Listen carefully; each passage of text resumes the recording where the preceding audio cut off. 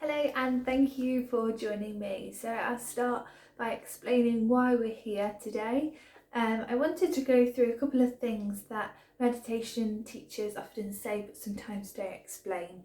I've done one of these before, but I wanted to broaden the horizons and bring you another one. So one of the things that comes up quite a lot is either taking the gaze down, finding a focal point, instead of closing off the eyes. So taking the gaze down is basically just looking down, just looking just in front of you to the tip of your nose, following the tip of your nose and where that guides you. So that could be to the floor, that could be to something in front of you, and that kind of gives you a gist of what you should be looking at and where your gaze should be. So when you take the gaze down, you're following that tip of the nose all the way down to wherever that takes you.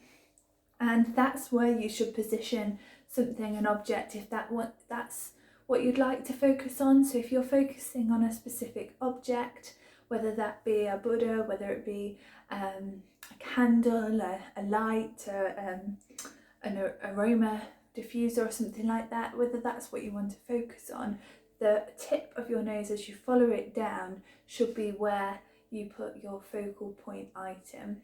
Something I like to use when you're looking at a focal point or you want to use to focus on, instead of a candle, I like to use my sun timer. So this is a 15-minute sun timer.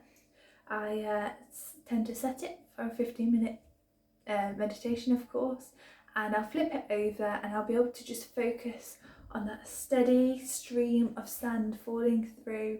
And it really helps if I'm feeling a little bit distracted and I don't want to close my eyes. I can focus on this sun timer.